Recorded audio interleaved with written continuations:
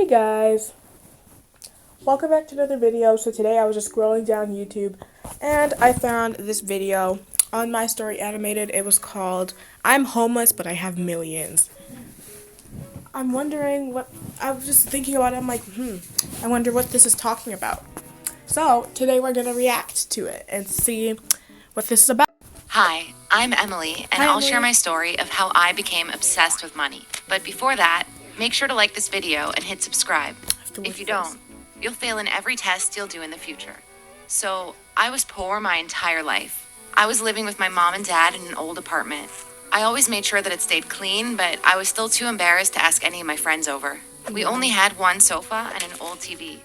I didn't even have my own room. I slept on the sofa while my parents took them out. Their house probably does not look like that.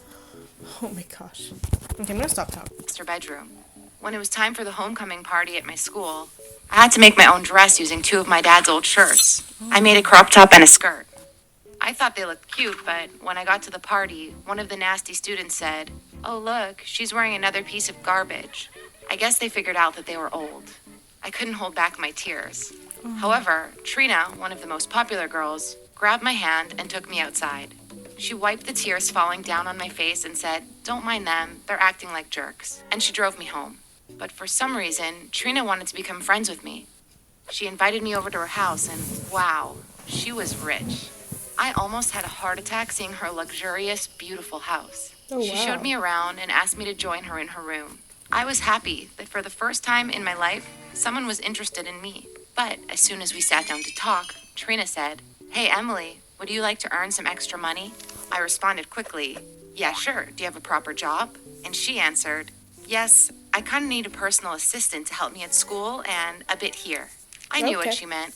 She needed me to become her maid in one way or another. And you would think that I would refuse. I mean, it's so humiliating working for another student, but oh no. I was hooked the moment she said the word money, and I started doing everything she asked me to do. I did her homework. She's gonna get in trouble. She should not have done that. That was a very bad choice, guys.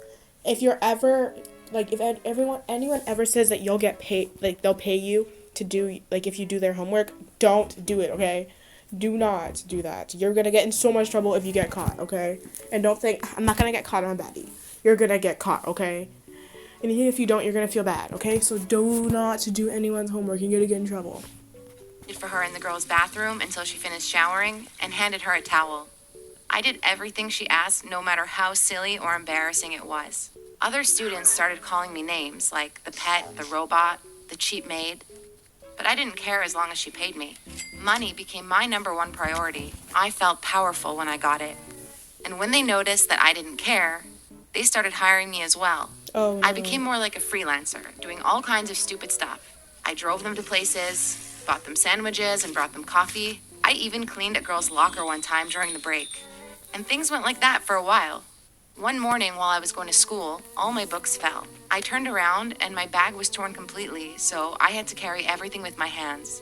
When I got to school, one of the kids asked me, "So, where do you keep all that money? Why don't you buy a new bag, you freak?" I looked at him with a side eye and I responded, "It's not any of your business." The truth was that I saved it all in my secret place. Okay. I was afraid that my parents would. I hid it well. Yeah, same thing with my parents. Like, literally, we got something for Christmas, and then I was like, we got, like, a bunch of Christmas cards or something of like, money, and they, like, took all of them. And even for our birthday, too, we got, like, a bunch of money, and our parents just took all of it. I understand, because they get us things all the time. But, you know, sometimes we just want to keep our own things for ourselves, and we don't want our... That way, I can get out of my house as soon as I graduate. Then, it was time for prom. But no one asked me, so I tried to ask my crush Josh. He was one of the players in the football team, and I used to watch him play while waiting for Trina to finish her workout. One afternoon, while he was standing with his friends, I went up to him and asked, "Hey Josh, can I talk to you for a second?" Josh looked confused. He even asked, "Are you talking to me?" I blushed and said, "Yes." When he got closer, I asked, "Would you like to be my date for prom? I kinda like you and..." But Josh didn't wait for me to finish the sentence. He turned around and started laughing hard while saying, "Look, the maid is asking me out. Can you believe it?" They all burst out laughing and I felt my cheeks burning. What was I thinking? Gosh. I decided not to go to prom. Instead, I accepted all the chores to do that night and I gained an extra $200, which was completely worth it. However, after I graduated, I went to college with the hope of finding someone to love. I moved to another city so no one would find out about my past. With the money I saved, I managed to get a tiny apartment and I worked as a waiter so I could manage. I was happy that I'm living a normal freshman life. I tried to make friends. One time, some of the students and I were working on a project. They suggested that we order some food. I told them I had my sandwich and they were okay with it. We all sat down to eat. I was pissed that some of them didn't finish their meals, so I asked one of the girls there, "Are you going to eat this? If not, I'll take it." And I thought I was doing them a favor by taking the leftovers, helping the environment by not wasting more food, but it turned out that they hated it. They looked at me like I was some kind of bacteria they didn't want to be around. And me again. But then, Oh, I feel so bad for this girl. She just wants to make friends. Everyone's just like treating her really wrong, all because she's not as rich as them. I met Andrew. He was the hottest guy in philosophy class. The minute our eyes met, I felt butterflies in my stomach. I knew he felt something too because he kept staring at me for a good amount of time. One day, after the lecture ended, he approached me. I was thrilled. I mean, finally I would have my first date. I've been waiting for this. I'm happy for her. I said yes immediately, and we agreed to meet later that evening in one of the coffee shops near the college. Andrew was super nice. We had an amazing coffee date, which he paid for, which made me I happy. promise you something bad, really bad is gonna happen. Oh my gosh. Oh, I'm so hungry. It's like lunchtime. It's around lunchtime and I'm starving.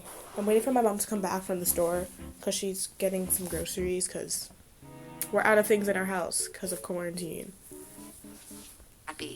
And at the end of the night, he kissed me on my cheek and asked me again for dinner on the weekend. This time, we went to this fancy restaurant and we had such a wonderful time there. Andrew kept talking about his high school years and how wonderful they were.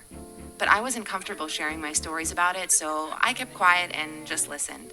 I was super excited to have someone to talk to, but when we finished our meal and it was time to go home, he looked at me and said, "So, should we split the check?"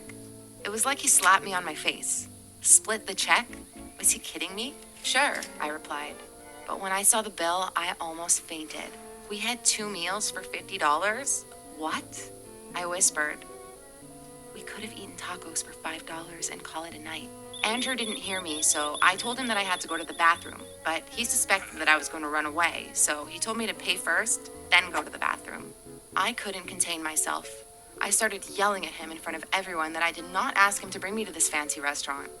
Then I stormed out and heartbroken. That's so sad. See, I told you something bad was gonna happen. Ah.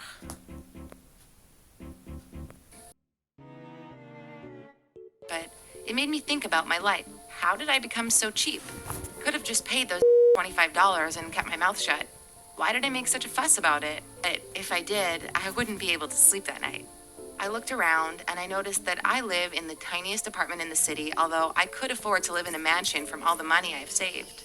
I've always eaten using plastic plates and spoons, so I don't have to. She's one of those cheapskates. Oh no. She's a cheapskate for today. Oh no. She's a cheapskate. This is not good. Times before I threw them away. And I only bought new clothes from thrift stores. You guys don't understand, okay? If you have money, you need to spend it. Like, I understand you don't want to waste all your money, but use it reasonably. But don't, like, people overuse their money, but this person's underusing it. Like, if you have money and you have enough to buy something and it's not too much, then go ahead and get it. And don't be, like, so fussy about it because it's money. You get money to spend it. And she's not even spending her money, which triggers me. If the old ones were torn. I even debated the idea of living on the streets to save money I spent on rent, and I could shower in the college bathrooms. Oh my God, I was cheap. Yet, instead of feeling sorry or getting angry with myself, I made peace with it. I'm cheap, and I'm proud of it. If Andrew didn't like that, then that's his loss. Money is everything in life, whether he liked it or not. With that mindset, I began to look for more ways to save money. I needed to see the number in my bank account going up and not $1 down. I went dumpster diving looking for food. Oh my gosh, I've like watched a bunch of those cheapskate videos. They annoy me so much because it's like, bro, if I had as much money as you, I'd be spending it like frick, okay? And then they're just here with their money and they're just like acting like they have no money. Like, I get it, you want to save your money, but if you're over saving it and you're not even using it for things that you actually freaking need, then it's kind of like, Like, what?